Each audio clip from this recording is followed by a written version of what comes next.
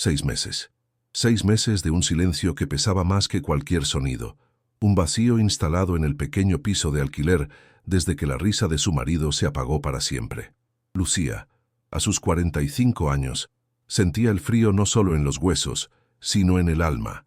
La bombilla solitaria del techo parpadeaba, arrojando una luz amarillenta y enferma sobre la mesa de la cocina, donde reposaba, como una sentencia de muerte, el aviso de desahucio.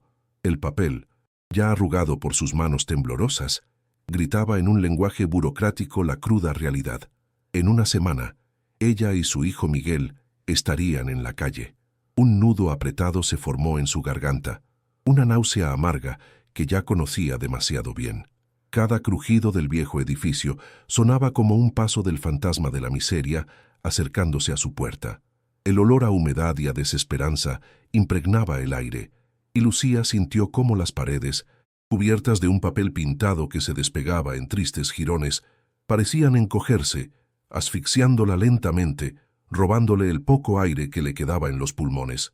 La indemnización por el accidente de su marido había sido una burla cruel, una cifra irrisoria que se evaporó como el agua en el desierto. Se fue en pagar las deudas del hospital, en cubrir el coste de un funeral austero que apenas pudo honrar al hombre que amaba, y en sobrevivir a las primeras semanas de shock y dolor. Recordaba el olor antiséptico del hospital, la voz monótona del médico explicando lo inevitable, el tacto frío y áspero de la madera barata del ataúd. Sentía el corazón apretarse en un puño al evocar las manos de su esposo, callosas y fuertes por su trabajo en la construcción, manos que siempre la habían sostenido. Ahora, esas manos solo existían en su memoria, y el peso del mundo recaía sobre sus hombros. La justicia era una palabra hueca para los pobres. El andamio defectuoso, la empresa que se lavó las manos, todo se convirtió en un papeleo que terminó en nada. Le habían quitado a su compañero, a su amor, y a cambio le dejaron un puñado de billetes que apenas sirvieron para enterrarlo. Desde la pequeña habitación contigua le llegaba el sonido suave y rítmico de la respiración de Miguel, su hijo de 10 años, su ancla y su abismo. Por él se levantaba cada mañana, y por él sentía que se hundía cada noche. Él era la razón de su lucha y el testigo silencioso de su fracaso.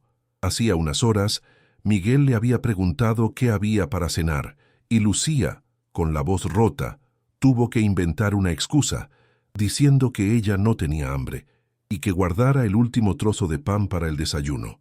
Su propio estómago dolía de hambre, pero el dolor en su alma por la mentira era infinitamente peor. Lágrimas silenciosas y calientes empezaron a rodar por sus mejillas, dibujando surcos en el polvo de la fatiga. Miguel era demasiado listo. Ella veía en sus ojos la sombra de la preocupación, un peso que ningún niño debería llevar. Él intentaba hacerla sonreír con sus dibujos, ajeno a que cada trazo de color era una puñalada en el corazón de una madre que no podía ofrecerle ni un plato de comida caliente. Sus ojos recorrieron la estancia hasta detenerse en el rincón más oscuro. Allí, cubierta con una sábana vieja, descansaba su única herramienta de trabajo, su única herencia valiosa, una antigua máquina de coser. Era pesada, de hierro negro y filigranas doradas, un vestigio de una época en la que su habilidad con la aguja y el hilo les proporcionaba un pequeño ingreso extra. Ahora era su última esperanza y su mayor sacrificio. Sobre la mesa, junto al aviso de desahucio, yacía todo su capital, 50 euros. Los contó de nuevo, como si el acto de tocarlos pudiera multiplicarlos. 50 euros para sobrevivir una semana. Imposible. Abrió la despensa, vacía. Un eco sordo le devolvió la imagen de su propia indigencia. La decisión se solidificó en su mente con la frialdad del acero. Vendería la máquina. Un escalofrío recorrió su espina dorsal. Venderla era como amputarse las manos, renunciar a su identidad, aceptar la derrota final. Pero la imagen de la cara hambrienta de Miguel era más fuerte que cualquier orgullo. El peso de la máquina de coser, envuelta en la sábana como un sudario, era nada comparado con el peso que sentía en el pecho. Cada paso hacia la puerta era un martillazo en su espíritu. Estaba a punto de vender su pasado y su futuro por unos días más de supervivencia. Afuera, El viento frío de la noche aullaba, como lamentándose con ella. La calle parecía un monstruo oscuro y desconocido, un lugar que pronto podría ser su único hogar. Se detuvo con la mano en el pomo, el metal helado contra su piel. ¿Era este el final? ¿Hundirse sin remedio en la oscuridad? Historias como la de Lucía, que comienzan en el punto más bajo de la desesperación, a menudo esconden giros inesperados y demuestran la increíble fuerza del espíritu humano. Si crees que incluso en la noche más profunda se puede encontrar una chispa de luz y quieres acompañar a Lucía en su viaje, suscríbete a nuestro canal. No te pierdas ni un solo capítulo de esta historia de supervivencia, misterio y redención. Justo cuando su mano, helada y temblorosa, giraba el pomo de la puerta para salir a vender su alma, un ruido metálico y seco la hizo sobresaltar. ¡Clank! El sonido de la ranura del correo al cerrarse resonó en el silencio sepulcral del apartamento. En el suelo polvoriento, junto a la puerta, yacía un sobre. No era una factura ni publicidad. Era un sobre grueso, de color crema, con un sello oficial que no reconoció. Por un instante, el mundo se detuvo. Lucía sintió el corazón latir con una fuerza descontrolada contra sus costillas. Un tambor ansioso en medio de la quietud. El aire pareció espesarse, cargado de una posibilidad desconocida. Se agachó lentamente, sus rodillas crujiendo en protesta, y sus dedos rozaron el papel, que se sentía extrañamente pesado, como si contuviera el peso de un destino imprevisto. El olor a papel de calidad y a tinta fresca era un aroma extraño en aquel entorno de miseria, un mensajero de otro mundo que había encontrado, por error, su puerta. Era una interrupción tan abrupta a su desesperación que la dejó sin aliento. Con los dedos entumecidos por el nerviosismo, rasgó el sobre. Sus ojos recorrieron las líneas escritas en un lenguaje formal y distante, un galimatías burocrático que le costaba descifrar. Notaría, el nombre de un pueblo del que jamás había oído hablar, y entonces vio el nombre de su marido. El aliento se le quedó atrapado en la garganta. Su nombre, impreso en tinta negra, parecía un fantasma surgido del pasado. Siguió leyendo, las palabras empezando a cobrar un sentido vertiginoso.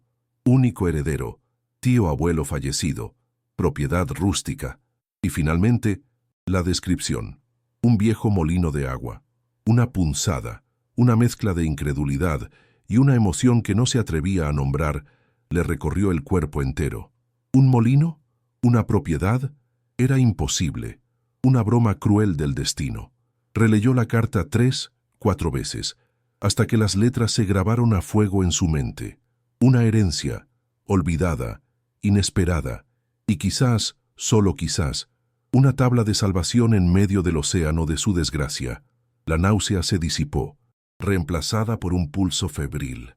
La máquina de coser, envuelta en su sudario de tela, pareció mirarla desde el rincón. A un lado, la muerte de su oficio, un sacrificio por una semana de supervivencia incierta.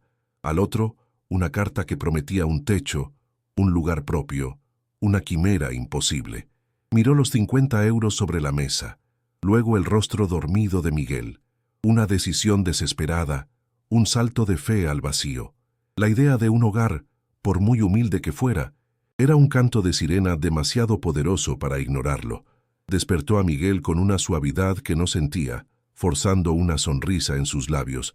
«Cariño, vamos a hacer un viaje, una aventura. Vamos a ver un sitio nuevo que es nuestro».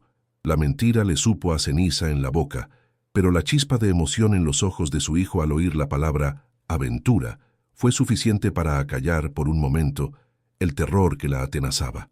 Cogió el dinero, la carta y una pequeña bolsa con lo poco que les quedaba. No miró atrás. Cerró la puerta de aquel piso por última vez, dejando tras de sí los fantasmas del hambre y el desahucio. La estación de autobuses era un caos de ruidos y olores que asaltaban los sentidos. El hedor a diésel se mezclaba con el aroma a café quemado y el sudor de la multitud. Lucía se abrió paso hasta la ventanilla, sintiéndose pequeña e invisible. 2 billetes, solo de ida, para...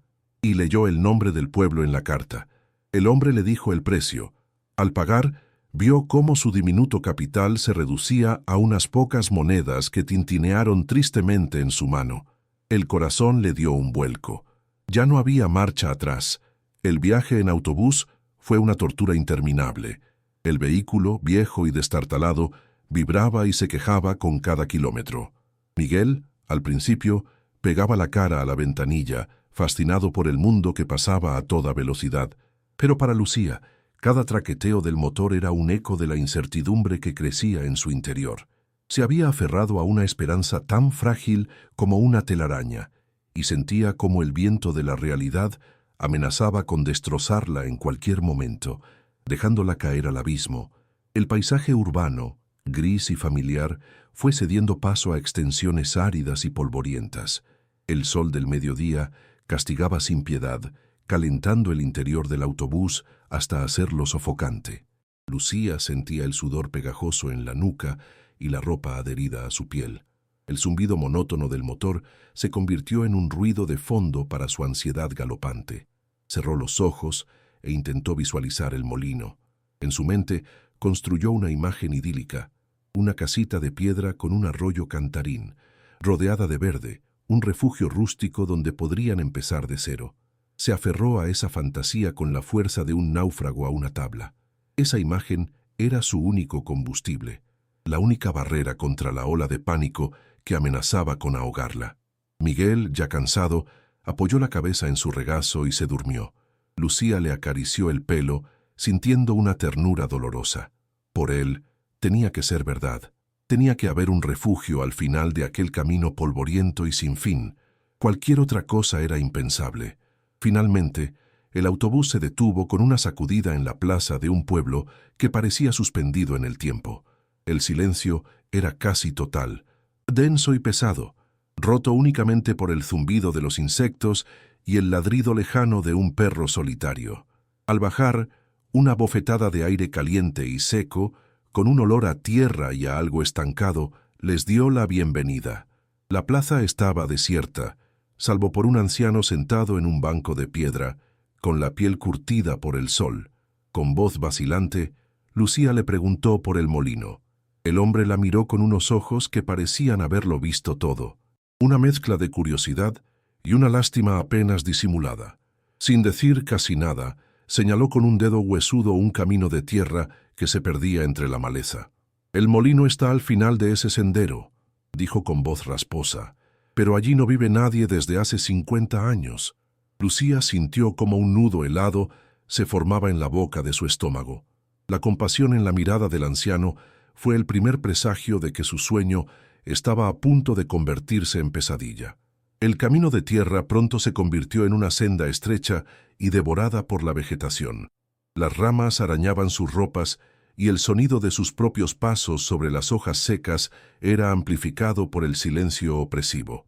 Miguel, cuya emoción inicial se había evaporado por completo, caminaba ahora pegado a ella, su pequeña mano sudorosa dentro de la suya.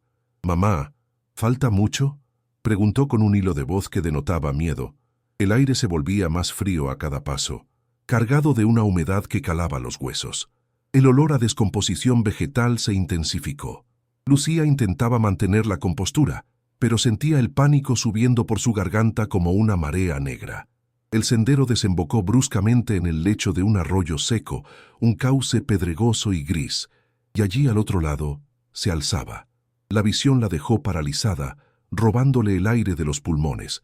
La esperanza, que había cuidado con tanto esmero, se extinguió en un instante, dejando solo un vacío helado y una certeza aterradora. Había cometido un error terrible.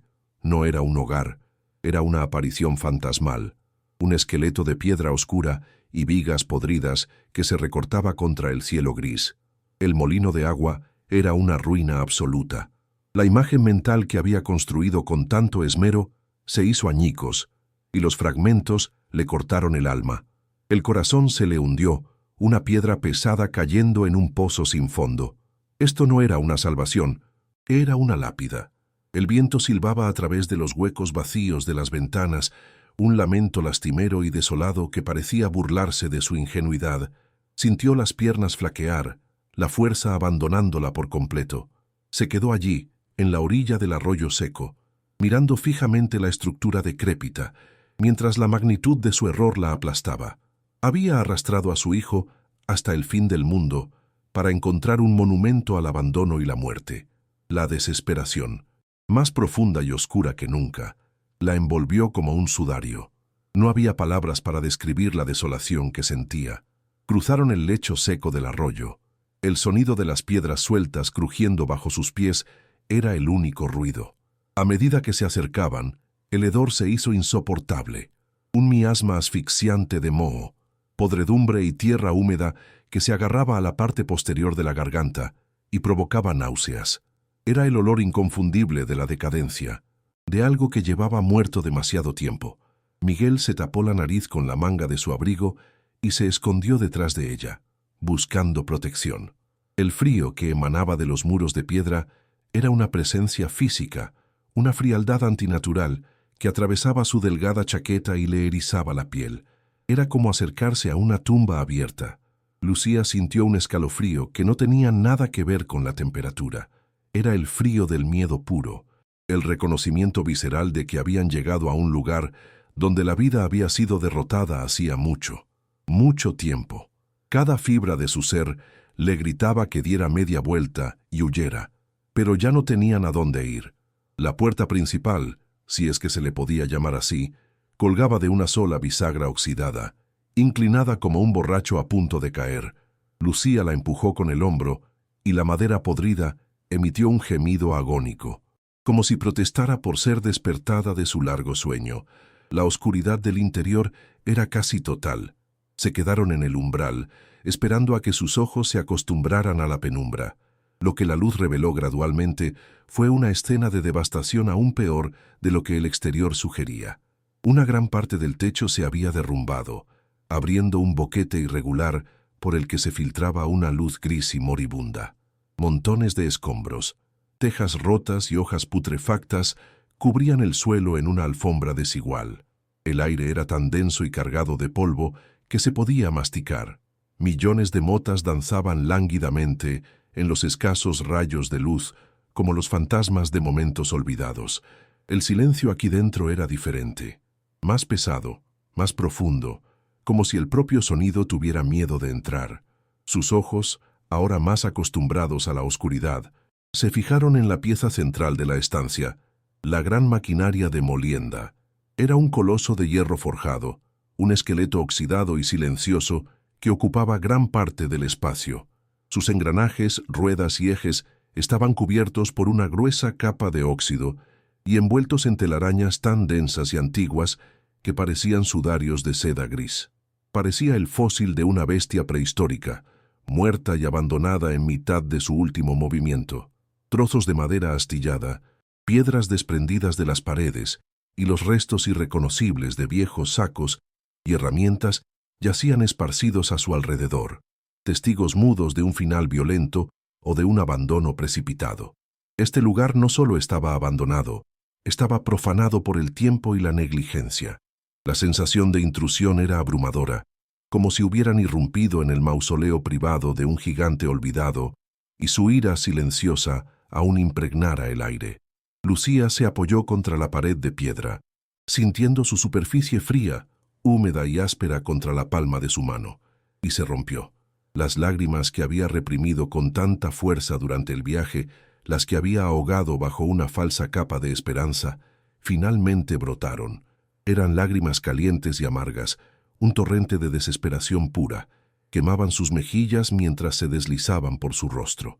Todo había sido un error catastrófico, imperdonable.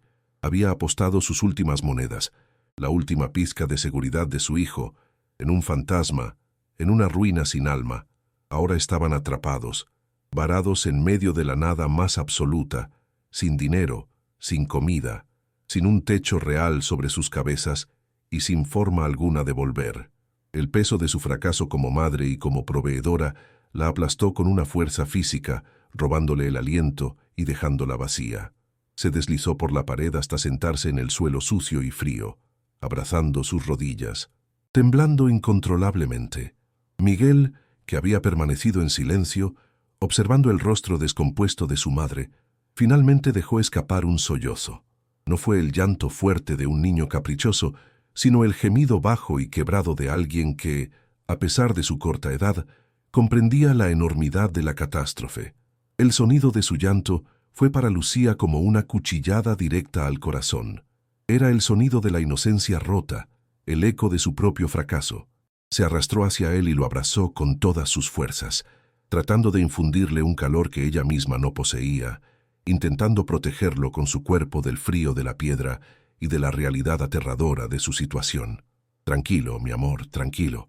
Todo va a estar bien», le susurró al oído, pero su propia voz era un temblor inaudible, una mentira flagrante que ni ella misma podía creer.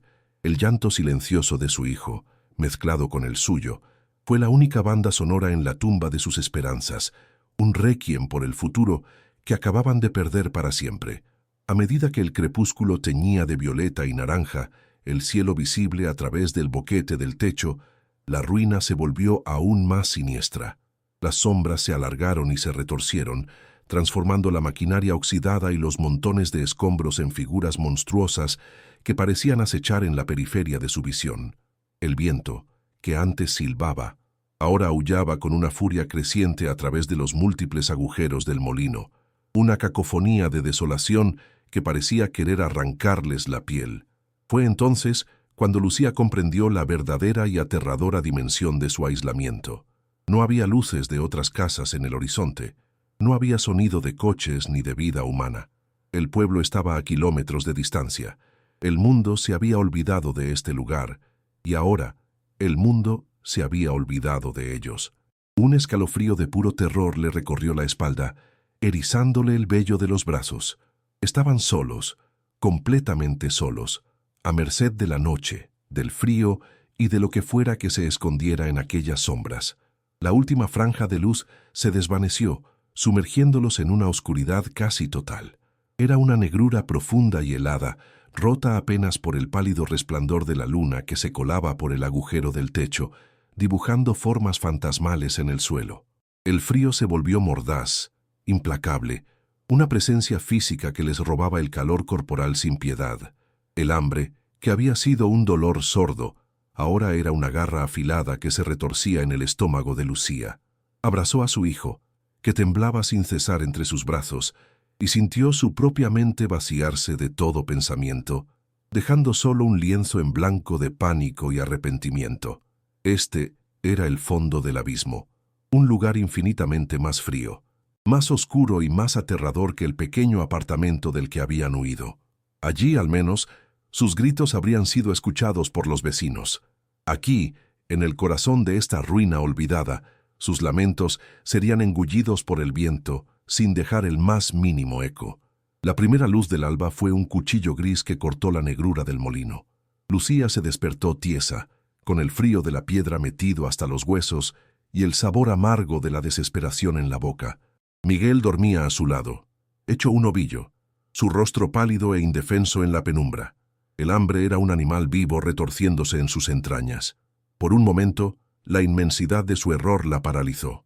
Quería rendirse, dejarse consumir por la ruina, pero entonces el pequeño cuerpo de Miguel se estremeció de frío en sueños y algo dentro de Lucía, una brasa de furia primordial, se negó a extinguirse.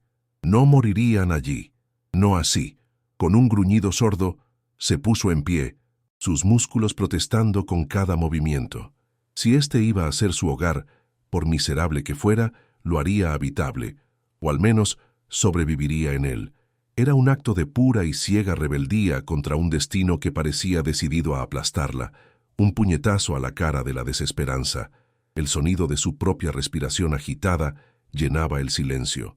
Decidió empezar a limpiar, no por higiene, sino por cordura. Necesitaba moverse, luchar contra algo, aunque solo fuera el polvo y los escombros. Empezó a arrancar las telarañas más gruesas que se le pegaban a las manos con una resistencia sedosa y repugnante. El polvo, antiguo y denso, se levantó en nubes asfixiantes que la hicieron toser, llenando sus fosas nasales con el olor a milenios de abandono. Apartó trozos de madera podrida, sintiendo su textura húmeda y desmenuzable bajo los dedos. Cada movimiento era un esfuerzo, un gasto de una energía que apenas poseía. Pero la acción física mantenía a raya el pánico que amenazaba con devorarla. El sonido de un trozo de teja rota al ser arrojado a un rincón resonó con una violencia satisfactoria en la quietud sepulcral. Se sentía como una profanadora de tumbas, pero también como una pionera.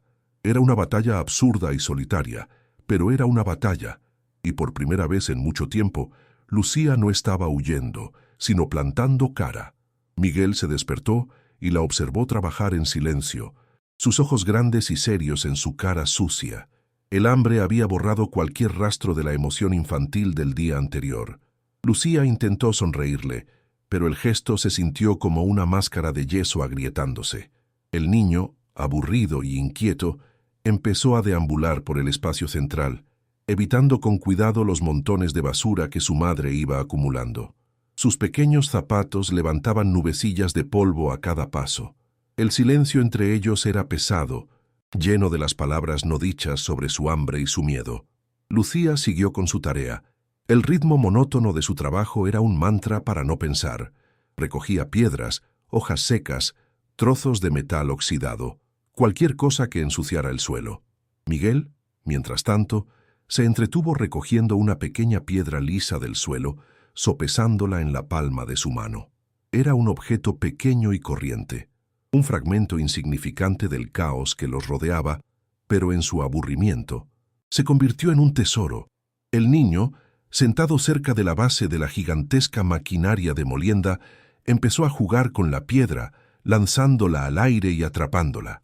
Su risa, un sonido débil y hueco en la inmensidad del molino, fue un pinchazo en el corazón de Lucía. Pero en uno de los lanzamientos, la piedra se le escapó de los dedos. Lucía escuchó el leve tintineo del guijarro al golpear el metal oxidado del coloso de hierro. Luego, un sonido de raspado, un pequeño susurro metálico, mientras la piedra rodaba por una de las superficies inclinadas de la base. El sonido era casi imperceptible, engullido por el vasto silencio, pero para los oídos aguzados por el miedo de Lucía, fue tan claro como un grito.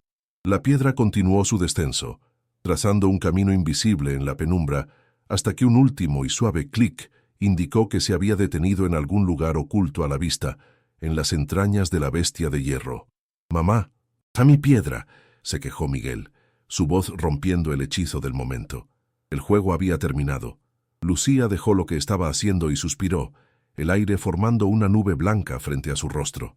Se acercó a la maquinaria, una mole oscura y amenazante que parecía respirar frío. «No te preocupes, la encontraremos», dijo, aunque sentía una profunda aversión a tocar aquella estructura oxidada que parecía cubierta de la lepra del tiempo. Se arrodilló sobre el suelo polvoriento, intentando seguir con la mirada el camino que la piedra podría haber tomado. El olor a óxido y a metal frío era intenso, casi abrumador. La base del mecanismo era un laberinto de engranajes, soportes y placas de hierro fundido, un rompecabezas imposible de descifrar.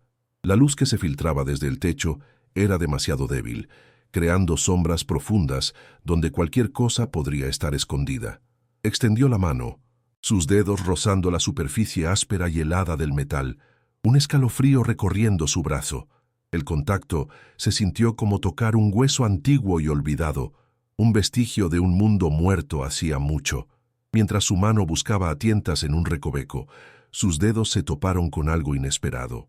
Entre la maraña de piezas corroídas y cubiertas de una gruesa capa de óxido rojo, sus yemas rozaron la superficie de un engranaje que se sentía diferente. Intrigada, retiró la mano y entrecerró los ojos para enfocar en la penumbra. Allí, encajado en el corazón del mecanismo base, había un engranaje de unos 20 centímetros de diámetro, mientras que todo a su alrededor estaba carcomido, desfigurado por décadas de humedad y abandono. Esta pieza en particular conservaba un brillo oscuro, casi aceitoso. El óxido no había logrado devorarla por completo. Parecía más nuevo, o quizás hecho de un material diferente. Estaba extrañamente limpio en comparación con sus hermanos herrumbrosos. La anomalía era tan evidente, tan fuera de lugar en aquel cementerio de metal, que Lucía sintió un nudo de curiosidad formándose en la boca de su estómago. Olvidó por completo la piedra de Miguel. Algo no encajaba. Instintivamente, agarró el engranaje con ambas manos. El metal estaba frío, pero no tenía la textura granulada y áspera del óxido. Era liso, sólido. Tiró de él, pero no se movió. Empujó. Nada. Parecía firmemente anclado en su lugar. Lucía frunció el ceño, la obstinación tomando el lugar de la curiosidad. Se sentía como una mosca intentando mover una montaña, pero la extrañeza de esa pieza la impulsaba. Apoyó un pie en una de las vigas de la base para hacer más palanca, sus músculos tensos por el esfuerzo. Gruñó, canalizando toda su frustración, su ira y su miedo en ese único movimiento. Sus manos resbalaron sobre la superficie metálica, pero volvió a intentarlo, girándolo con la fuerza de la desesperación. De repente, con un chasquido metálico que resonó como un disparo en el silencio del molino, algo cedió. No fue un movimiento grande, apenas 1 milímetro, pero el sonido fue inconfundible, un clic seco, nítido y mecánico. Lucía se quedó inmóvil, con el corazón martilleando contra sus costillas, el eco del sonido todavía vibrando en el aire. El aliento se le quedó atrapado en los pulmones. ¿Qué había sido eso? El silencio que siguió fue aún más profundo que el de antes, cargado de una tensión expectante. Retiró las manos del engranaje lentamente, casi con miedo, como si hubiera despertado algo. Fue entonces cuando lo vio. A sus pies, en la placa de hierro fundido que formaba el suelo de la base de la máquina, una fina línea de oscuridad había aparecido donde antes no había nada. Una junta perfecta, casi invisible, ahora se perfilaba en el metal. La sección rectangular de la base, justo debajo del engranaje que había forzado, se había movido, hundiéndose una fracción de centímetro.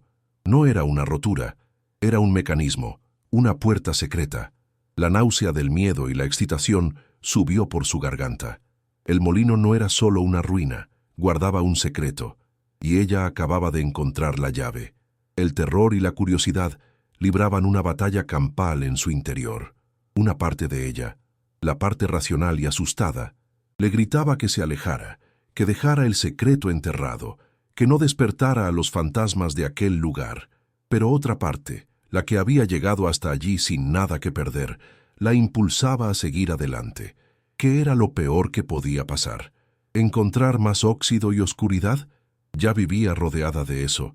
Con los dedos temblorosos, buscó un borde en la placa de metal.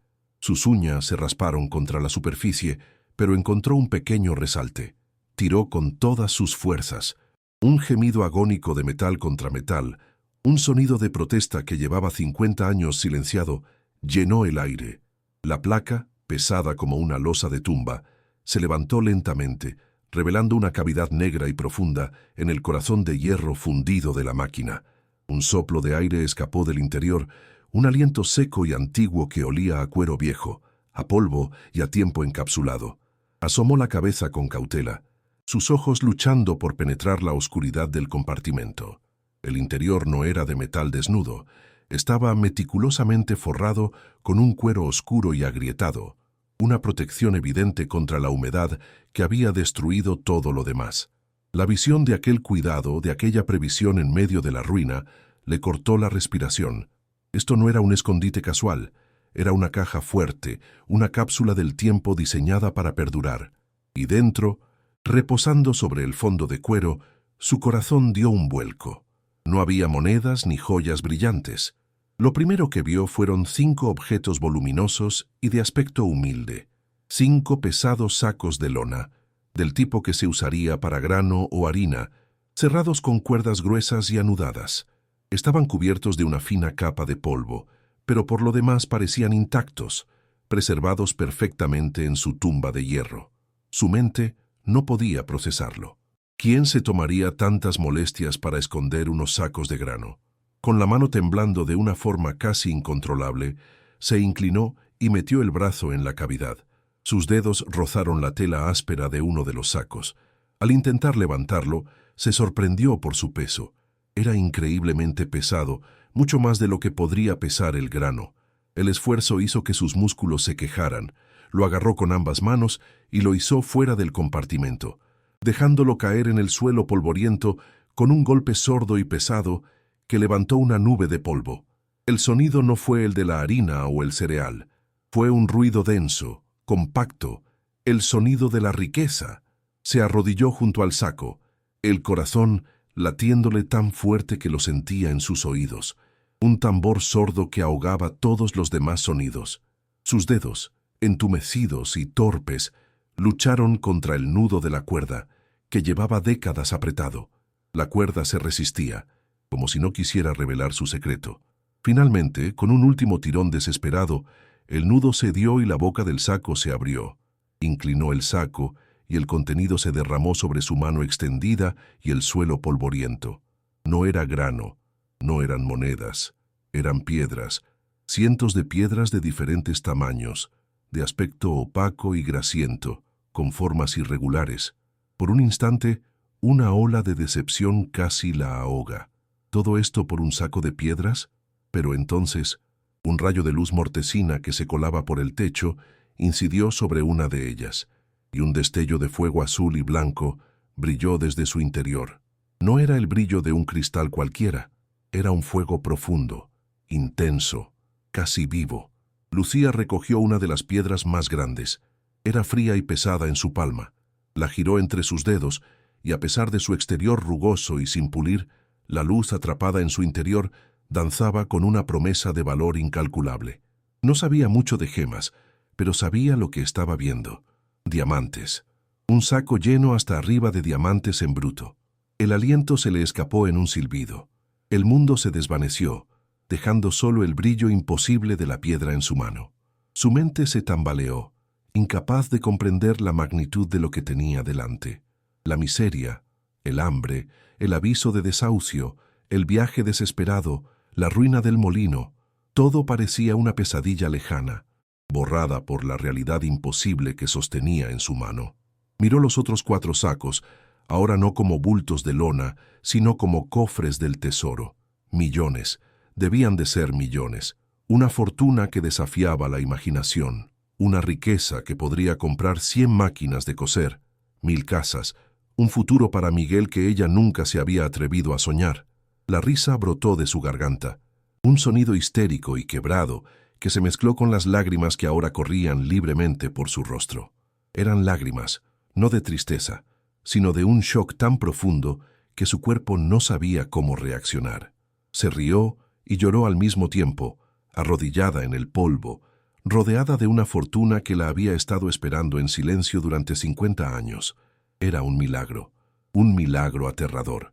Cuando la primera oleada de shock empezó a remitir, dejando tras de sí un temblor incontrolable, su mirada volvió al compartimento secreto.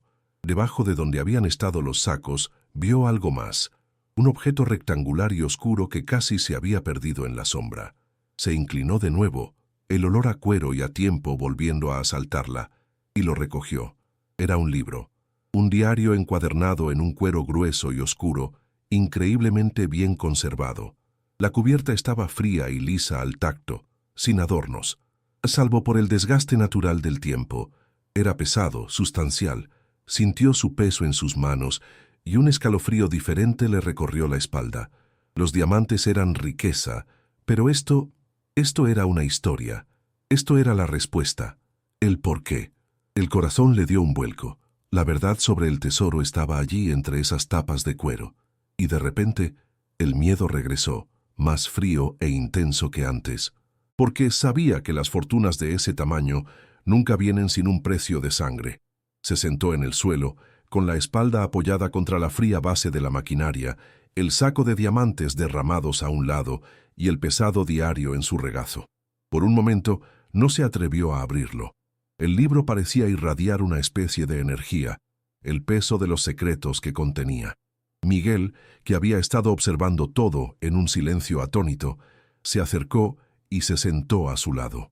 Sus ojos fijos en las piedras brillantes que cubrían el suelo.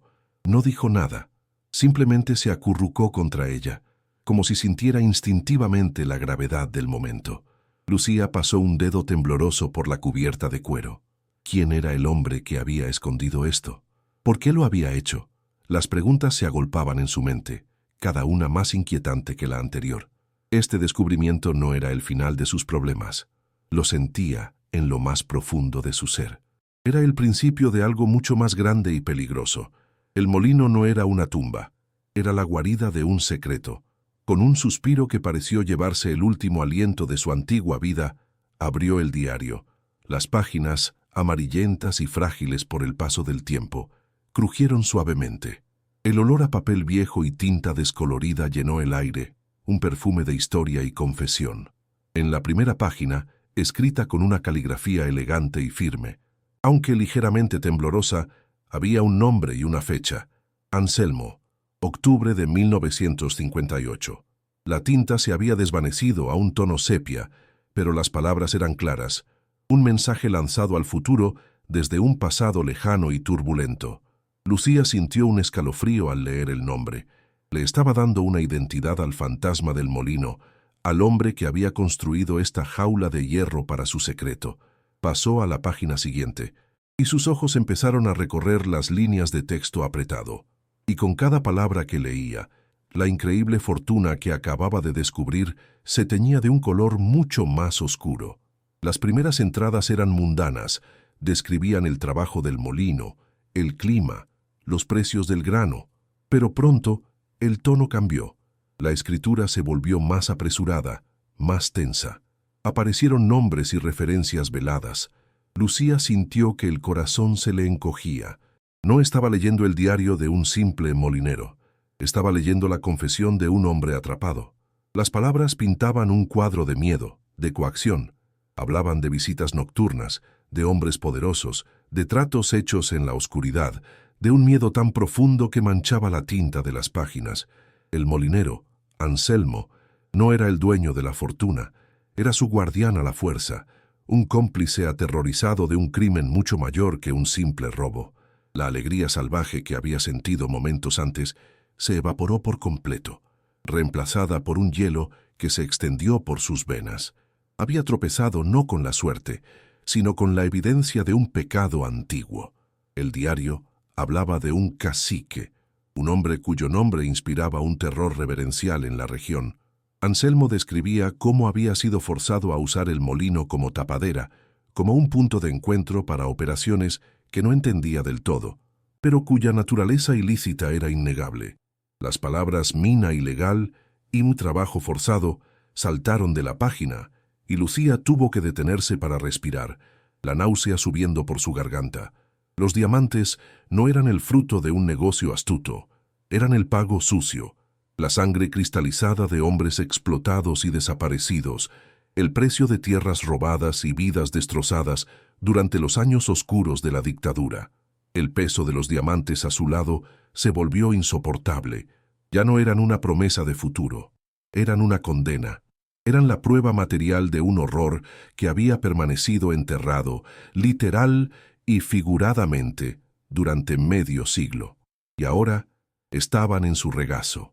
El texto de Anselmo era un lamento, la crónica de un hombre bueno atrapado en una red de maldad. Describía su terror, su culpa, su impotencia. «Soy su cómplice», escribió en una entrada con la letra casi ilegible por el temblor. «Que Dios me perdone, no veo escapatoria». La última remesa de diamantes, la que ahora Lucía tenía a sus pies, había sido la gota que colmó el vaso. En un acto de desesperación o de valentía tardía, Anselmo había decidido esconderlos y documentarlo todo. Nombres, fechas, lugares, crímenes. El diario era su testamento y su única esperanza de redención. Su plan era exponer al cacique, llevar las pruebas a alguna autoridad incorruptible, pero una nota final, escrita por una mano diferente y temblorosa, probablemente la de su esposa, simplemente decía: «Anselmo falleció. Infarto fulminante». El molinero se había llevado su secreto a la tumba, dejando atrás su confesión y su tesoro maldito, esperando a que alguien, algún día, los encontrara. Lucía cerró el diario con un golpe seco. El sonido resonó en el silencio. Se quedó mirando la oscuridad, su mente un torbellino de imágenes horribles y decisiones imposibles. Acababa de encontrar la llave no solo para salir de la pobreza, sino también para desenterrar un pasado monstruoso. La riqueza que podía salvarla estaba inextricablemente unida a un crimen que podía destruirla. Miró a Miguel, que se había quedado dormido con la cabeza en su regazo, ajeno a la tormenta que se había desatado. ¿Qué debía hacer? ¿Tomar los diamantes y huir, construir una nueva vida sobre cimientos de sangre y olvido? ¿O usar el diario para buscar justicia, arriesgándose a atraer la atención de los herederos de aquel poder? Gente que sin duda no se detendría ante nada para proteger sus secretos. El miedo era una presencia física, una mano helada que le apretaba el cuello. Ya no estaba sola en la ruina. Los fantasmas de Anselmo y de sus víctimas la acompañaban ahora. Levantó la vista hacia el agujero del techo, donde unas pocas estrellas comenzaban a parpadear en el cielo crepuscular. Se sentía increíblemente pequeña, una simple costurera viuda, atrapada en una historia de poder, codicia y muerte que la superaba por completo. La euforia del descubrimiento se había transformado en una carga insoportable. Tenía en sus manos el poder de cambiar su vida y la de su hijo para siempre, pero también el poder de desatar un infierno. La elección era suya, y nunca en su vida se había sentido tan aterradoramente sola. El viento que aullaba fuera ya no sonaba como una simple fuerza de la naturaleza, sino como las voces de los olvidados, susurrándole, exigiéndole una respuesta. El molino había dejado de ser un refugio o una ruina. Se había convertido en un cruce de caminos, el punto donde su destino, y el de muchos otros, se decidiría para siempre. Se abrazó a sí misma, temblando, no de frío, sino del peso de la decisión que tenía por delante. El dilema era total. Por un lado, la posibilidad de una vida sin miedo, sin hambre, la oportunidad de darle a Miguel todo lo que se merecía, una casa caliente, buena educación, un futuro brillante. Todo estaba allí, al alcance de su mano, en esos sacos de lona. Solo tenía que ser egoísta, solo tenía que olvidar lo que había leído. ¿Quién la culparía? Era una viuda sin nada, luchando por sobrevivir. ¿Qué le debía ella a los fantasmas de un pasado que no era el suyo?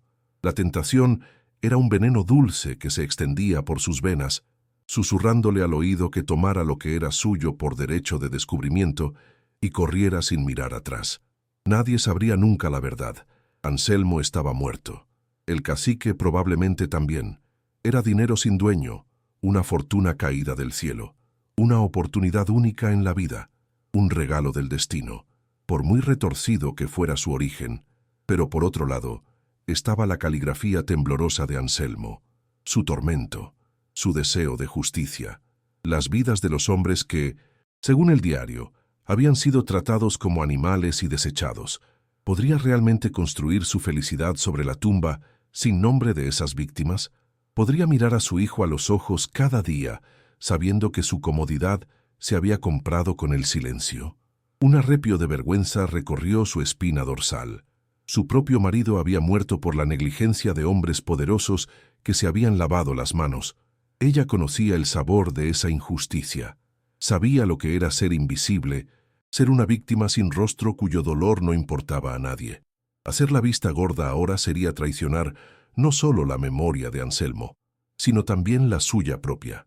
Sería convertirse en una de esas personas que miran para otro lado, que permiten que la oscuridad gane por inacción.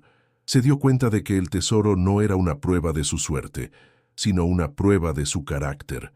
Con una resolución que nació de lo más profundo de su ser, supo lo que tenía que hacer, aunque la aterrorizara. Volvió a guardar los diamantes en el saco, esta vez con un cuidado reverencial, como si estuviera manejando reliquias sagradas. Luego, colocó el diario sobre ellos. No podía separarlos. Eran dos caras de la misma moneda, el crimen y su prueba. Escondió el saco de nuevo en el compartimento secreto, junto con los otros 4, y cerró la pesada placa de metal. El mecanismo se cerró con un clic definitivo, ocultando la fortuna y su terrible historia una vez más. Se quedó un momento de rodillas, con la mano sobre la placa de hierro fría, como si estuviera haciendo una promesa silenciosa al fantasma del molinero. No sabía cómo, pero encontraría la manera de honrar su último deseo. La justicia, por muy esquiva y peligrosa que fuera, era el único camino que su conciencia le permitiría tomar. Se levantó, sintiéndose extrañamente más ligera. A pesar del peligro que ahora sabía que existía, la decisión, una vez tomada, la había liberado de la parálisis del dilema. Ya no era una víctima a la deriva, sino una mujer con una misión. Una misión aterradora, sí, pero un propósito al fin y al cabo. Miró a su alrededor, al molino en ruinas. Ya no le parecía una tumba, sino un santuario. El lugar donde un hombre bueno había intentado hacer lo correcto y donde ella, medio siglo después, tendría la oportunidad de terminar su trabajo. El hambre y el frío seguían allí, royéndola, pero ahora tenían un significado diferente. Eran parte de la prueba, del sacrificio necesario. Cogió a Miguel en brazos con cuidado para no despertarlo y lo llevó al rincón menos expuesto al viento, creando un lecho improvisado con hojas secas y su propia chaqueta. Mientras lo arropaba, supo que estaba luchando no solo por su supervivencia, sino por algo mucho más grande, el alma de su hijo y la suya propia. Los días que siguieron fueron un borrón de hambre y miedo, pero ahora alimentados por una febril obsesión. Cada noche, a la luz temblorosa de una pequeña hoguera que había aprendido a encender con los restos de madera seca, Lucía se sumergía de nuevo en el diario de Anselmo. El olor a papel viejo y a secretos se mezclaba con el humo, llenando sus pulmones. Cada palabra era un ladrillo más en el muro de una historia aterradora. La caligrafía de Anselmo, a veces firme y otras casi un garabato ilegible, era la voz de un fantasma que le susurraba al oído. Leía sobre un hombre llamado Ricardo, el cacique, un terrateniente con una sonrisa afable y una crueldad sin límites, el padre del actual don Ramiro. Lucía sentía el frío del terror de Anselmo como si fuera suyo, un hielo que se instalaba en lo más profundo de sus huesos. Las páginas no solo hablaban de contabilidad fraudulenta, sino que detallaban cómo Ricardo se había apropiado de las tierras de los campesinos más pobres, prometiéndoles trabajo en una supuesta mina que resultaba ser una trampa mortal. El diario era explícito. Anselmo, atrapado por una deuda familiar, se vio obligado a permitir que el molino se usara como punto de pago para los capataces de la mina ilegal. «Vienen de noche», escribió, «sacan las manos sucias de tierra y la mirada vacía. Traen sacos que no contienen grano». Lucía sintió una oleada de náuseas al comprender que Anselmo se refería a los diamantes. La maquinaria del molino, con su ruido constante, servía para enmascarar las transacciones, convirtiendo un lugar de vida y sustento en un nodo de la red criminal del cacique. El molinero describía su complicidad forzada como un cáncer en el alma, una culpa que lo consumía día y noche. Lucía podía oír el crujido de las páginas, el silbido del viento afuera, y casi podía escuchar los susurros de aquellos hombres que llegaban al amparo de la oscuridad, trayendo consigo el fruto de la miseria ajena. La sensación de profanación era abrumadora.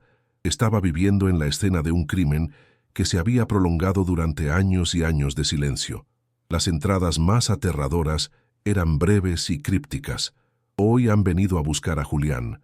Su mujer preguntó por él. «Le han dicho que se fue a Francia». Y debajo, «Julián no sabe una palabra de francés. Le gustaba cantar mientras trabajaba la tierra». Otro nombre, Pedro, demasiado curioso. Hizo preguntas sobre los camiones que suben a la sierra por la noche. Y después, nada más sobre Pedro. Los nombres se sucedían como lápidas en un cementerio olvidado. Eran los hombres que desaparecían, los trabajadores esclavos de la mina, cuyas vidas eran menos valiosas que el polvo de las piedras que extraían. Lucía sintió las lágrimas arder en sus ojos, no por ella, sino por esas familias rotas, por esas esposas que esperaron en vano, por esos hombres cuyo único delito fue ser pobres y confiar en la persona equivocada. El peso del diario en sus manos se volvió casi físico, como si contuviera las almas de todos aquellos hombres olvidados. La injusticia era tan antigua y tan profunda que parecía una herida abierta en la propia tierra. Una mañana, mientras Lucía intentaba clavar unas tablas para tapar uno de los agujeros de la pared, un sonido antinatural rompió el silencio del valle. No era el canto de un pájaro ni el susurro del viento. Era un motor, un ronroneo suave y potente que se acercaba por el camino de tierra. El corazón de Lucía dio un vuelco violento. Se quedó paralizada, con el martillo en la mano, sintiendo cada fibra de su ser tensarse. El sonido era una intrusión, una violación de su frágil santuario. Miguel, que estaba jugando cerca del arroyo seco, corrió hacia ella, con el miedo dibujado en su rostro. Se escondió detrás de las piernas de su madre, agarrándose a su pantalón. El coche se detuvo justo donde terminaba el sendero. Durante un largo momento, nadie salió, solo el motor, ronroneando como un depredador satisfecho, y el crujido de la grava bajo los neumáticos. Lucía contuvo la respiración, el martillo apretado en su mano como un arma inútil. El silencio que siguió fue peor que el ruido. La portezuela del conductor se abrió con un clic suave y lujoso. Un hombre de unos 60 años, alto y de porte distinguido, salió del vehículo. Vestía un traje de lino de color claro, impecable, y unos zapatos de cuero tan pulidos que reflejaban la luz del sol. Su pelo era completamente blanco, peinado meticulosamente hacia atrás, y su rostro, aunque surcado por algunas arrugas, era el de alguien acostumbrado al poder. Llevaba unas gafas de sol oscuras que ocultaban sus ojos, dándole un aire impersonal y amenazante. Se quitó las gafas lentamente, revelando unos ojos de un azul pálido y frío, tan fríos como el metal del molino. Una sonrisa se dibujó en sus labios, pero no llegó a sus ojos. Era una sonrisa practicada, una máscara de cordialidad que no lograba ocultar la dureza de sus facciones. Lucía sintió un escalofrío recorrerle la espina dorsal. No necesitaba que nadie se lo dijera. Sabía, con una certeza visceral, que estaba mirando al heredero del cacique. Era don Ramiro. «Buenos días», dijo el hombre. Su voz era suave y cultivada, pero tenía un timbre metálico que resonó en el aire quieto. «Disculpen la intromisión, soy Ramiro, don Ramiro, para los amigos». Hizo una pausa, su mirada recorriendo la figura desaliñada de Lucía, el niño asustado que se escondía tras ella, y la ruinosa fachada del molino con una mezcla de desdén y curiosidad. «Soy abogado y, digamos, un promotor local. He oído que alguien se había instalado en esta vieja ruina y sentí la obligación de venir a ver si necesitaban algo». Cada palabra era melosa, cada gesto era estudiado. Se acercó a ellos con pasos lentos y deliberados. El sonido de sus zapatos caros sobre las piedras sueltas era una afrenta al silencio del lugar. Lucía sintió cómo se le secaba la boca. Su instinto le gritaba que corriera, que protegiera a Miguel, pero sus pies parecían clavados al suelo. El aire a su alrededor pareció enrarecerse, volverse más pesado, cargado con la presencia de aquel hombre. Don Ramiro ignoró por completo la tensión de Lucía y se agachó ligeramente para mirar a Miguel, manteniendo su sonrisa artificial. «Y tú debes de ser Miguel, ¿verdad? Un sitio muy grande para jugar, pero hay que tener cuidado. Estos lugares viejos guardan muchos peligros». Su voz, al dirigirse al niño, adquirió un tono falsamente paternalista que a Lucía le revolvió el estómago. Se enderezó y volvió a fijar su fría mirada en ella. Supe de la triste historia de su marido, una tragedia. Esta región puede ser muy dura con los de fuera, y esta propiedad, francamente, es una responsabilidad que nadie debería querer. Recorrió con la mirada el techo derrumbado y las paredes agrietadas. Vine a hacerles una propuesta, por pura buena voluntad, para ayudarles a salir de este aprieto. La palabra «ayudar» sonó en los oídos de Lucía como una amenaza. Sabía que aquel hombre no había ido allí a ofrecer ayuda, sino a tomar algo que consideraba suyo. Su corazón latía con una fuerza dolorosa. «Verá, señora», continuó, juntando las manos frente a él en un gesto que pretendía ser conciliador, «esta propiedad, legalmente suya, es en realidad un peligro público y una monstruosidad en mis tierras». El plural, mis tierras, lo dijo con una naturalidad que denotaba una posesión absoluta, como si todo lo que alcanzaba la vista le perteneciera por derecho divino. «Yo estoy desarrollando un proyecto en la zona, algo moderno, limpio, y este montón de escombros es un obstáculo». Su tono afable se endureció ligeramente, dejando entrever el acero que había debajo.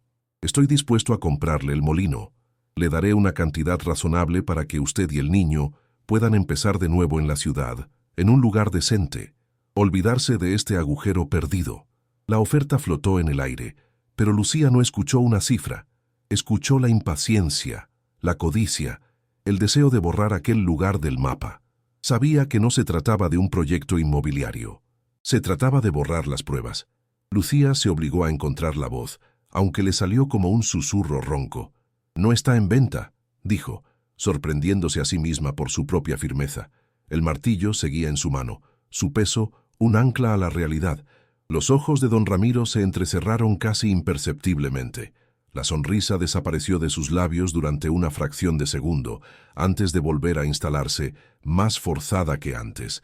«Señora, quizás no me ha entendido. Esto no es una casa, es una tumba. Es húmeda, insalubre. ¿De verdad quiere criar a su hijo aquí? Piénselo bien. Mi oferta es generosa, teniendo en cuenta que estoy comprando problemas». Se acercó un paso más, invadiendo su espacio personal. Lucía pudo oler su colonia cara, un aroma cítrico y limpio que chocaba violentamente con el olor a moho y a tierra del molino. Sintió a Miguel temblar detrás de ella. No apartó la mirada de los ojos fríos y calculadores del hombre. «He dicho que no», repitió su voz un poco más fuerte esta vez. La máscara de cordialidad de don Ramiro empezó a agrietarse de verdad. Una vena latió en su sien. «Es usted una mujer obstinada», dijo, su voz perdiendo toda su calidez y volviéndose plana y cortante. «Pero la obstinación en un lugar como este puede ser peligrosa». Dejó que la palabra flotara en el aire, cargada de un significado siniestro. Sus ojos azules se desviaron hacia el interior oscuro del molino, y luego volvieron a ella, con una intensidad que la hizo sentir desnuda y vulnerable. «Este lugar tiene una historia. Hay gente que prefiere que ciertos pasados permanezcan enterrados, gente con recursos, gente que no se detiene ante nada para proteger lo que es suyo». La amenaza ya no era velada, era una declaración de intenciones. Era la voz del cacique, resonando a través de las décadas, recordándole a Lucía su lugar, su insignificancia frente al poder real. El miedo, frío y paralizante, se apoderó de ella. «Mire a su hijo», continuó don Ramiro, su voz ahora un susurro sibilante y venenoso. Señaló a Miguel con la barbilla. «Es un niño curioso, como todos los niños. Le gustará explorar, ¿verdad? Meterse en rincones oscuros, trepar por vigas podridas, jugar cerca de maquinaria vieja y oxidada». Hizo una pausa dramática, dejando que las imágenes se formaran en la mente de Lucía. El corazón le martilleaba en los oídos. Un ruido ensordecedor. Se imaginó a Miguel cayendo, atrapado, herido. La sonrisa de don Ramiro regresó, pero esta vez era una mueca depredadora. Sería una lástima que ocurriera un accidente. Estos lugares abandonados son impredecibles. Las cosas se caen, se derrumban. A veces simplemente arden. La palabra arden la pronunció con una claridad escalofriante, sus ojos fijos en los de ella, asegurándose de que entendiera el mensaje. Era una promesa, una sentencia de muerte para el molino y para cualquiera que se interpusiera en su camino. Lucía sintió que el aire le faltaba. El martillo se le resbaló de la mano sudorosa y cayó al suelo con un ruido metálico que la hizo sobresaltar. Se sentía atrapada, como un animal en una jaula. Este hombre, con su traje caro y sus palabras educadas, era más aterrador que cualquier fantasma. Era un monstruo de carne y hueso, el heredero de un legado de sangre y codicia, y ahora sabía que ella estaba allí. Sabía que el último cabo suelto de la historia de su familia, el molino de Anselmo, ya no estaba vacío. No sabía lo del diario, no sabía lo de los diamantes, pero su instinto depredador le decía que la presencia de Lucía era una amenaza que estaba dispuesto a eliminar de la forma que fuera necesaria. La certeza la golpeó con la fuerza de un puñetazo. Había pasado de ser una viuda pobre a ser el único obstáculo entre un hombre poderoso y la impunidad total, y en aquel lugar olvidado de todos, nadie oiría sus gritos. Don Ramiro pareció satisfecho con el terror que veía en sus ojos. Se ajustó la chaqueta con un gesto pulcro. «Piénselo, señora. Le doy una semana para que reconsidere mi generosa oferta. Mi gente se pondrá en contacto con usted. No tome una decisión de la que pueda arrepentirse». La palabra arrepentirse resonó con el eco de todas sus amenazas anteriores. Sin decir nada más, se dio la vuelta y caminó con calma hacia su coche de lujo. Lucía lo observó marcharse. una silueta oscura y elegante contra el paisaje desolado. Escuchó la puerta del coche cerrarse, el motor arrancar y el sonido del vehículo alejándose, dejando tras de sí un silencio denso y un rastro de polvo y miedo. Se quedó allí, temblando incontrolablemente, abrazando a su hijo con una fuerza desesperada. El sol de la mañana de repente se sentía frío, y las sombras del molino parecían más largas y oscuras que nunca. El peligro ya no era un fantasma del pasado, tenía un nombre y un rostro. El polvo levantado por el coche de don Ramiro se asentó lentamente, cubriendo todo con una fina capa de suciedad, como si la propia presencia del hombre hubiera contaminado el aire. Lucía se quedó inmóvil durante un tiempo que le pareció una eternidad, con el eco de la amenaza final resonando en su cabeza. A veces, simplemente, arden. La imagen del molino en llamas, con ella y Miguel dentro, se proyectó en su mente con una claridad aterradora. Sintió un sudor frío recorrerle la espalda. Había llegado allí huyendo de la pobreza, solo para encontrarse cara a cara con la muerte. Ahora entendía el terror de Anselmo, su desesperación, su sensación de estar atrapado sin salida. Estaba viviendo la misma pesadilla medio siglo después. El tesoro escondido bajo sus pies había pasado de ser una bendición a ser una maldición, un imán para el mal que acababa de llamar a su puerta. La soledad del lugar, que antes la había asustado, ahora la aterrorizaba por completo. Ahora, con el diario de Anselmo escondido como una bomba de relojería y el rostro helado de don Ramiro grabado a fuego en su memoria, Lucía se enfrenta a una elección imposible. La fortuna que podría garantizarle un futuro a su hijo es la misma que la ha puesto en el punto de mira de un asesino. Puede tomar los diamantes, intentar huir en la oscuridad y desaparecer para siempre, esperando que Ramiro nunca la encuentre. Sería una vida de constante mirar por encima del hombro, una existencia construida sobre el miedo y un secreto sangriento. O puede quedarse y luchar, usar el diario como arma y enfrentarse a un hombre que tiene el poder, el dinero y la crueldad para destruirla sin pestañear. Arriesgaría su vida y, lo que es peor, la de su hijo, por una justicia que quizás nunca llegue. ¿Qué harías tú en su lugar? ¿Elegirías la supervivencia egoísta para proteger a tu familia a cualquier precio? ¿O arriesgarías todo por la remota posibilidad de hacer lo correcto? La puerta del coche de lujo se cerró con un sonido seco y definitivo, y el eco de su motor se fue apagando hasta dejar un silencio aún más profundo y amenazador que antes. Lucía se quedó de pie, como una estatua de sal, sintiendo cómo el terror le helaba la sangre en las venas. El aire, de repente, parecía demasiado espeso para respirar, y cada sonido del valle, antes indiferente, ahora sonaba como un presagio. El susurro del viento entre las vigas podridas ya no era un lamento, sino una advertencia. El crujido de una rama en el bosque cercano era un paso sigiloso. El martillo, caído a sus pies, era el testimonio de su impotencia. Sentía un sabor metálico en la boca, el gusto inconfundible del miedo puro. Un escalofrío violento la sacudió de pies a cabeza, y tuvo que apoyarse en el muro de piedra fría y húmeda para no derrumbarse. El mundo se había reducido a aquel trozo de tierra maldita, y ella era la presa. La amenaza de don Ramiro no era una posibilidad, era una sentencia que ya había empezado a cumplirse, suspendida sobre su cabeza y la de su hijo.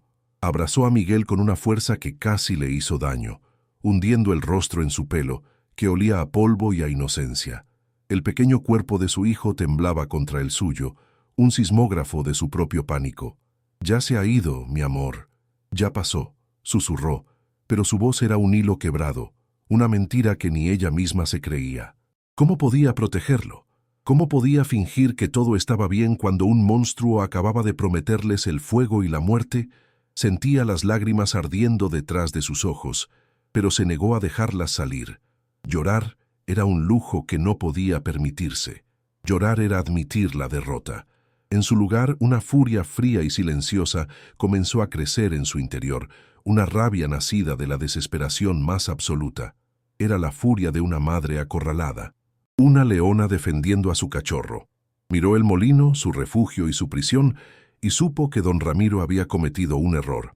No había amenazado a una viuda desvalida, había amenazado a una mujer que ya no tenía absolutamente nada que perder en el mundo. Pasaron las horas. El sol comenzó a descender, pintando el cielo de tonos anaranjados y sangrientos que se filtraban por el techo roto, bañando el interior del molino en una luz apocalíptica. Lucía no se había movido del umbral, vigilando el camino de tierra como un centinela condenado. Miguel se había quedado dormido a sus pies, agotado por el miedo. Cada sombra que se alargaba era un matón al acecho. Cada ráfaga de viento que hacía gemir la madera podrida era el preludio de un ataque. Su cuerpo entero era un nudo de tensión. Entonces escuchó un sonido. No era el motor de un coche, sino algo más sutil. Un arrastrar de pies sobre la grava, un crujido de hojas secas. Su corazón se detuvo. Agarró el martillo del suelo, su única y patética arma, y se interpuso entre el sonido y el cuerpo dormido de su hijo. Contuvo la respiración, esperando el golpe, la voz, el final. El sonido se detuvo justo al otro lado de la entrada en ruinas. En el silencio que siguió, solo se oía el latido de su propio corazón, un tambor frenético. Una figura emergió lentamente de la penumbra del atardecer. No era uno de los matones que su mente aterrorizada había conjurado. Era un hombre anciano, encorvado por el peso de los años, con la piel tan curtida y agrietada como la tierra seca del arroyo. Se apoyaba en un bastón de madera nudosa y vestía ropas gastadas pero limpias. Lucía lo reconoció al instante.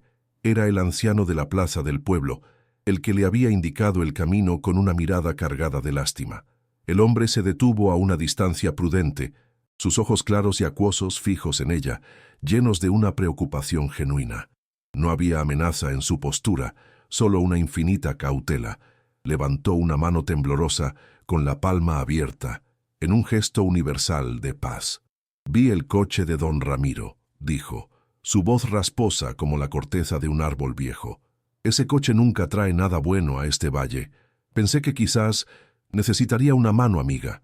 Su aliento olía a tierra y a tabaco de pipa, un aroma honesto que era el antídoto al perfume caro y depredador de Ramiro. Lucía no bajó el martillo. La confianza era una moneda que ya no poseía. Lo estudió con recelo, buscando cualquier señal de engaño en su rostro arrugado. El anciano pareció entender su desconfianza.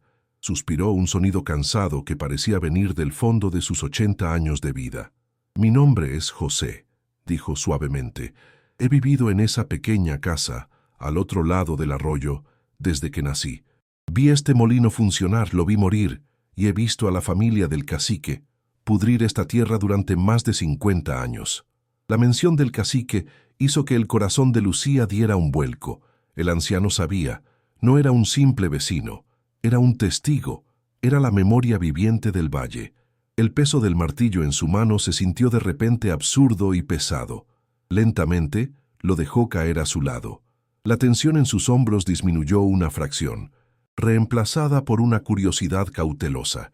¿Podía este hombre frágil ser el aliado que ni siquiera se había atrevido a buscar?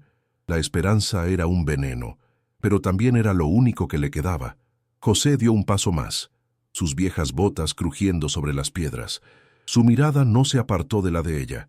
«Mi hermano, David, tenía tu edad cuando desapareció», dijo, y el dolor en su voz era tan antiguo y tan profundo que Lucía lo sintió físicamente, como una punzada en el pecho. Era un buen hombre, fuerte, solo quería trabajar para alimentar a su familia. Un día, se fue a trabajar para el padre de Ramiro en una de sus obras en la sierra. Nunca más lo volvimos a ver. La confesión flotó en el aire frío del atardecer y las palabras del diario de Anselmo cobraron vida de la forma más brutal. Julián, Pedro y ahora David. No eran solo nombres en una página amarillenta, eran el hermano de este hombre, el amor de alguien, el padre de alguien. La enormidad del crimen la golpeó con una fuerza renovada. Esto no era una historia antigua, era una herida abierta que todavía supuraba en el corazón de este anciano. Ella no sostenía un secreto, sostenía la llave de la tumba de su hermano. El peso de su misión se volvió insoportable. Nos dijeron, como a todos, que se había marchado a buscar fortuna. «Mentiras», continuó José, su voz temblando de una ira contenida durante décadas. Todos en este valle sabían la verdad, pero el miedo es un amo muy cruel.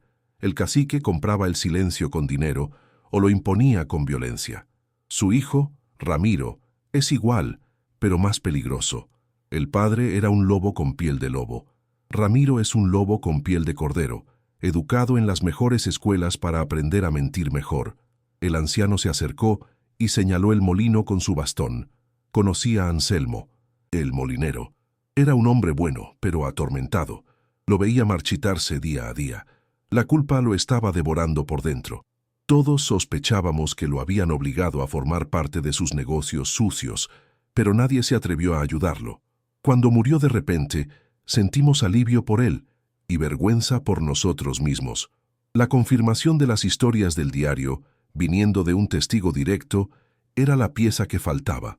El puzzle del mal estaba completo y Lucía estaba en el centro.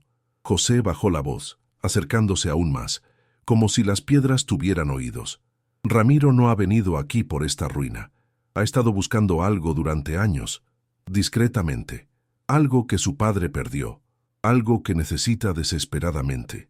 Miró directamente a los ojos de Lucía, y ella sintió que el anciano podía ver a través de ella hasta el compartimento secreto bajo sus pies. Quiere ser político, un hombre importante en la capital. Necesita una gran suma de dinero para financiar su campaña y comprar las voluntades necesarias. Y lo que es más importante, necesita borrar hasta el último vestigio de los crímenes de su padre antes de que su nombre salga a la luz pública. Este molino es el último cabo suelto. Tu presencia aquí lo ha aterrorizado. Y un animal como él, cuando tiene miedo, ataca sin piedad. La revelación final cayó como una losa.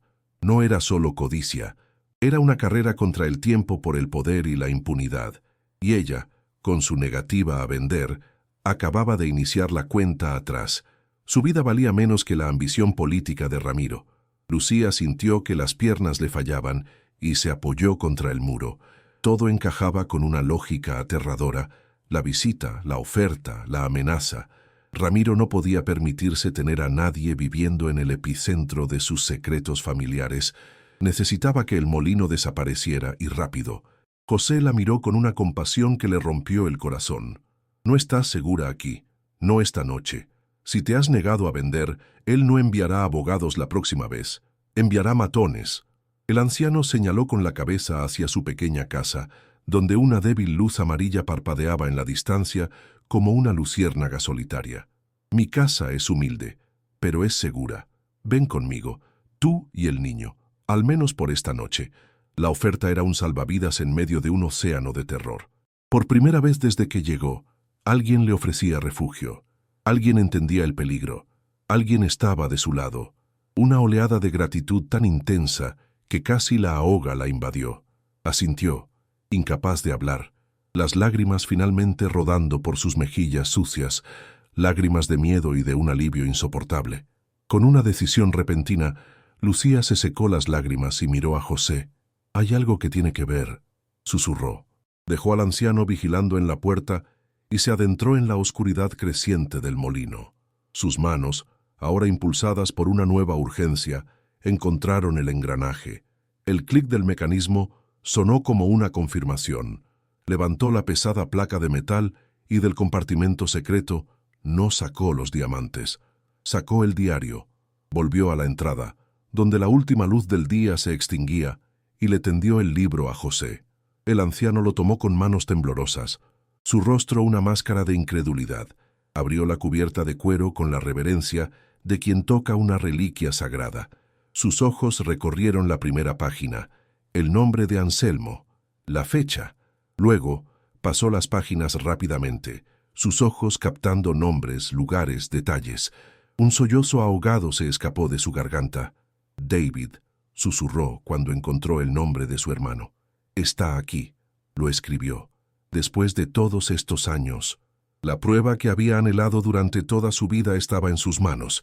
José levantó la vista del diario, y en sus ojos acuosos Lucía vio no solo el dolor de un duelo de 50 años, sino también una determinación de acero. «Esto lo cambia todo», dijo con voz firme. «Esto no es solo el testimonio de un hombre muerto, es la voz de todos los que fueron silenciados. Es un arma. Cerró el libro con cuidado, como si contuviera un poder explosivo. Tenemos que sacarte de aquí, ahora, antes de que caiga la noche por completo. Pero mientras hablaba, un sonido familiar y ominoso cortó el aire. El ronroneo de un motor. Pero esta vez no era el sonido suave y lujoso del coche de Ramiro. Era un motor más pesado, más tosco, el traqueteo de una vieja furgoneta o un camión que subía por el camino de tierra sin ninguna sutileza. Lucía y José se miraron, el pánico reflejado en sus ojos. Se habían quedado sin tiempo. Ya no venían a negociar, venían a terminar el trabajo. El terror se apoderó de Lucía con garras de hielo, paralizándola en el umbral de la ruina, con la noche cayendo como un sudario sobre ellos. Dos haces de luz potentes y sucios barrieron la fachada del molino, convirtiendo las ruinas en un escenario fantasmal. La vieja furgoneta se detuvo con una sacudida, sus faros deslumbrando a Lucía y a José, que tuvieron que protegerse los ojos con las manos. El motor se apagó, y un silencio denso y cargado de violencia cayó sobre el valle. Durante un instante, nada se movió. Luego, las puertas de la furgoneta se abrieron con un chirrido metálico que sonó como un grito. Dos siluetas grandes y corpulentas se recortaron contra la luz de los faros. No dijeron nada. Se movieron con una eficiencia brutal, abriendo la parte trasera de la furgoneta. Lucía oyó el sonido inconfundible del metal pesado al ser descargado. Mazas, hachas. El sonido de sus botas pesadas sobre la grava era como una marcha fúnebre. Su corazón latía tan fuerte que temía que pudieran oírlo. El aire se llenó del olor a gasolina barata y a sudor rancio. Eran los lobos de Ramiro, y venían a cazar. No había escapatoria posible. ¡Rápido, por detrás!, siseó José empujando a Lucía hacia el interior del molino. Hay una abertura en el muro trasero. ¡Corre! Pero Lucía estaba paralizada, su mente en blanco por el pánico. Miguel seguía durmiendo, ajeno al horror que se cernía sobre ellos. El primer golpe resonó en el silencio como una explosión, un sonido brutal de metal contra metal. Los hombres habían empezado a destrozar la maquinaria. No buscaban con cuidado, estaban demoliendo, destruyendo, liberando una furia fría y calculada. Otro golpe, y otro. El esqueleto de hierro del molino gemía y se quejaba bajo los ataques, como una bestia moribunda. El sonido sacudió a Lucía de su parálisis. El instinto de supervivencia, puro y animal, se apoderó de ella. Cogió a Miguel en brazos. El niño se despertó con un grito ahogado de terror. «¡Shh!», le susurró ella, tapándole la boca con una mano temblorosa, sus ojos fijos en las sombras danzantes de los hombres que se movían por el interior, cada vez más cerca. El ruido era ensordecedor, una cacofonía de destrucción que, paradójicamente, les proporcionaba una cobertura. Mientras los matones se ensañaban con un lado de la maquinaria, Lucía recordó sus palabras, su misión, el diario, los diamantes. No podía dejarlo todo atrás, sería como dejar morir a Anselmo y a David por segunda vez. Con Miguel sujeto torpemente contra su cadera, se arrastró en la oscuridad hacia la base de la máquina. El olor a polvo y óxido se mezclaba ahora con el sudor de su propio miedo. Sus dedos encontraron el engranaje. Clic. Levantó la placa. Su mano se hundió en la cavidad y agarró lo primero que tocó, el diario, y uno de los sacos. Era pesado, torpe, imposible de llevar con el niño, pero tenía que hacerlo. Era la prueba, era su única arma, su única esperanza. Cerró la placa con un gemido metálico que le pareció tan fuerte como un trueno, pero los matones, absortos en su orgía de destrucción, no parecieron oírlo. Se puso en pie, sobrecargada, desequilibrada, pero decidida. ¿Has mirado aquí?, gritó una de las voces. Estaban cerca, demasiado cerca. Lucía se agachó detrás de una pila de escombros, su respiración saliendo en jadeos silenciosos. El haz de una linterna potente cortó la oscuridad, barriendo el espacio, pasando a centímetros de su escondite. Vio la silueta de uno de los hombres, un bruto con los brazos como troncos de árbol, la masa apoyada en su hombro. El corazón le martilleaba en la garganta. Miguel empezó a sollozar, un sonido pequeño y lastimero. Lucía apretó su mano sobre la boca del niño, rezando a un Dios en el que ya no creía. Aquí no hay nada, Solo chatarra, vamos a acabar con esto rápido, gruñó el otro hombre. Lucía oyó el sonido de un líquido siendo derramado. Un olor acre y químico llenó el aire, haciéndole arder los ojos. Gasolina. El plan de Ramiro, su amenaza, se estaba materializando frente a sus ojos. No solo iban a asustarla, iban a borrar el molino, y a ellos con él, de la faz de la tierra. «Ahora», susurró José con urgencia desde la parte trasera. Su voz fue la chispa que necesitaba. Lucía se lanzó hacia la oscuridad, tropezando con los escombros, el saco de diamantes golpeando dolorosamente su pierna, el diario apretado contra su pecho. Corrió a ciegas, siguiendo la voz del anciano. El muro trasero tenía un gran boquete, una herida abierta a la noche, por donde se habían derrumbado las piedras. Se deslizó por la abertura, arañándose los brazos y las piernas en los bordes afilados, y cayó al otro lado, sobre la tierra húmeda y fría. El aire nocturno, fresco y con olor a pino, fue una bofetada que la devolvió a la realidad. Estaba fuera. Estaban fuera. José ya estaba allí, esperándola. «¡Corre! ¡Por el amor de Dios, corre!», le gritó tirando de su brazo. Detrás de ellos, dentro del molino, escuchó un sonido sordo, un whoosh, que fue seguido por un rugido. Una luz anaranjada y monstruosa explotó desde el interior, proyectando sus sombras largas y aterrorizadas a través del bosque. Corrieron. No caminaron ni trotaron. Corrieron con la energía desesperada de los animales cazados. El bosque era una pesadilla de oscuridad. Raíces traicioneras y ramas que les arañaban la cara como garras. Lucía tropezaba constantemente, el peso de Miguel y del saco desequilibrándola.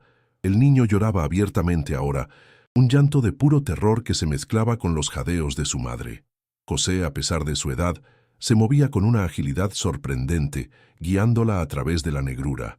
Su mano un ancla firme en su brazo. El sonido del fuego crecía detrás de ellos, un rugido hambriento que parecía perseguirlos, devorando el silencio de la noche. Se oían los crujidos de las viejas vigas de madera al ser consumidas, los estallidos de las piedras al calentarse demasiado.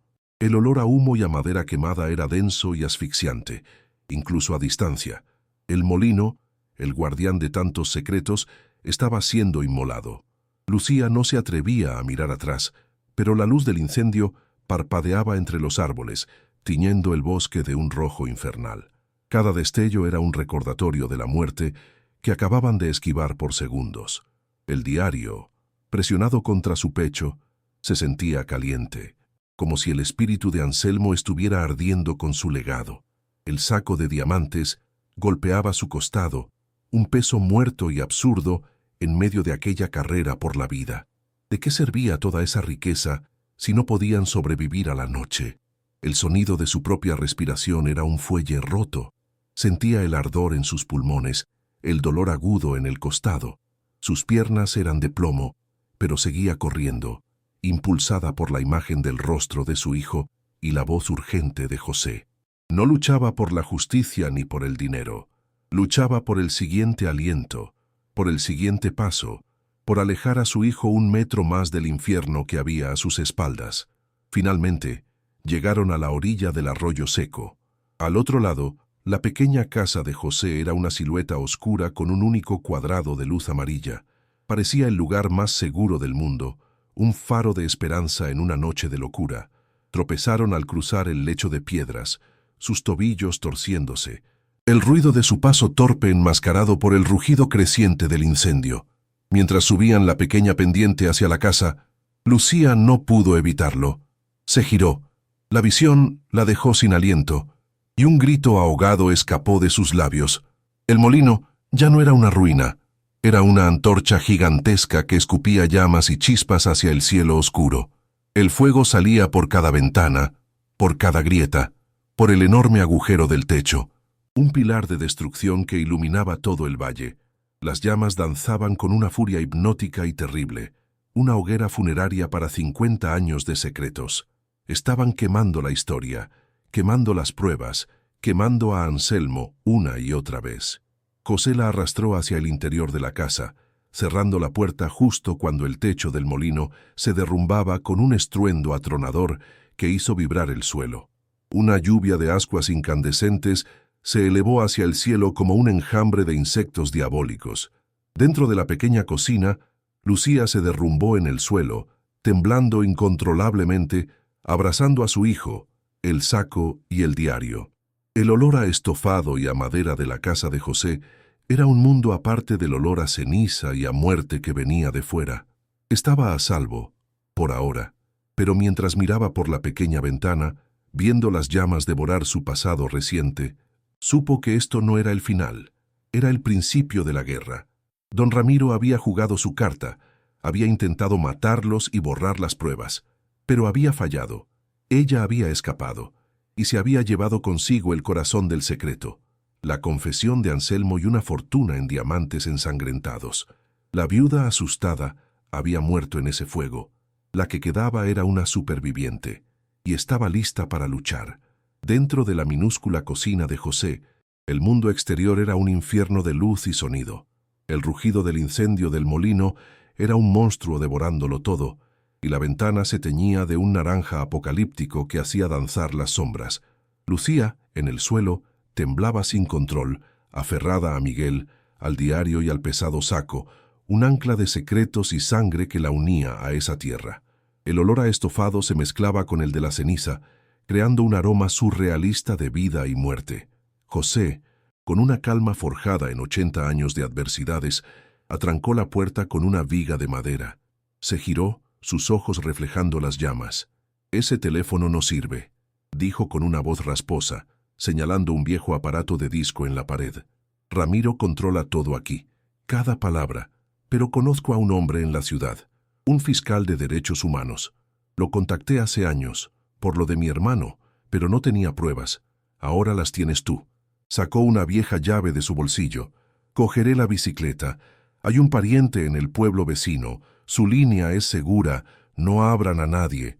El viaje de José fue una eternidad contenida en una hora. Lucía se sentó junto a la puerta, con el pesado martillo de José en su regazo, escuchando cada crujido del bosque. El resplandor del fuego comenzó a menguar, dejando tras de sí una oscuridad aún más profunda y un silencio lleno de fantasmas. Cuando finalmente oyó el chirrido familiar de la bicicleta, su corazón dio un vuelco. José entró, agotado, pero con una nueva luz en su mirada. Hablé con él, con el fiscal Soler. Jadeó, apoyándose en la mesa. Al principio creyó que era otro viejo loco con historias de la dictadura. Lucía sintió que el alma se le caía a los pies. Pero entonces le hablé del diario de Anselmo, del incendio, de ti y del niño, de un intento de asesinato. Hubo un largo silencio al otro lado. Podía oírlo respirar. Luego su voz cambió. Se volvió dura como el acero. «No se muevan de ahí. No hablen con nadie. Vamos para allá». La esperanza era una sensación tan extraña y dolorosa que Lucía casi no pudo soportarla. Se abrazó a Miguel, que dormitaba, y lloró en silencio. El amanecer llegó gris y manchado de humo. El lugar donde estuvo el molino era ahora una cicatriz negra y humeante en la tierra. Justo cuando la ansiedad se volvía insoportable, un sonido diferente rompió el silencio del valle. No era un motor, sino varios, un convoy. 2 vehículos todoterreno de la Guardia Civil, serios y oficiales, y un coche oscuro y sin insignias se detuvieron frente a la casa de José. Hombres uniformados, con una profesionalidad que infundía respeto, aseguraron el perímetro. Del coche oscuro descendió un hombre de unos 50 años, con el rostro cansado pero con una mirada penetrante e inteligente. Era el fiscal Soler. Se acercó a José, le estrechó la mano con firmeza y luego se giró hacia Lucía. «Señora», dijo con una voz tranquila y grave que contrastaba brutalmente con la falsa cordialidad de Ramiro, «lamento haber tardado tanto». Por primera vez, Lucía no se sintió como una víctima, sino como una testigo. El peso de la justicia acababa de llegar a su puerta. En la humilde mesa de la cocina de José, cubierta con un hule a cuadros, Lucía desplegó las pruebas. Colocó el diario, con sus bordes chamuscados, en el centro. Luego, con un gesto casi ceremonial, vació el saco. Los diamantes en bruto se derramaron con un sonido sordo. Un montón de piedras opacas y grasientas que, bajo la luz de la bombilla, despedían destellos de fuego interno. El fiscal Soler se puso unos guantes y tomó el diario con una delicadeza casi reverencial. Sus ojos recorrieron las páginas, su expresión endureciéndose con cada nombre, cada fecha, cada crimen detallado por la mano de Anselmo. Lucía, con la voz aún temblorosa pero firme, relató la visita de Ramiro, sus palabras exactas, la amenaza velada, el terror que sintió. José, a su lado, corroboraba cada detalle, añadiendo el peso de su propio testimonio, la historia de su hermano David, la larga sombra del miedo que había cubierto el valle durante 50 años. El pequeño libro de cuero y el montón de piedras se habían convertido en el testimonio irrefutable de una masacre. La escena se trasladó a la finca de don Ramiro, una mansión moderna con enormes ventanales que se asomaban al valle. Estaba en su despacho, un espacio minimalista de acero y cristal, saboreando un whisky caro mientras contemplaba la columna de humo que aún se elevaba desde el lugar donde estaba el molino. Una sonrisa de satisfacción se dibujaba en sus labios. El problema estaba resuelto. Fue entonces cuando el silencio de su santuario se rompió. Sin aviso, las puertas de cristal se abrieron de golpe. Un equipo de la Unidad Central Operativa de la Guardia Civil irrumpió con una eficiencia fría y abrumadora. Ramiro se quedó paralizado, con el vaso en la mano, su rostro una máscara de incredulidad y furia.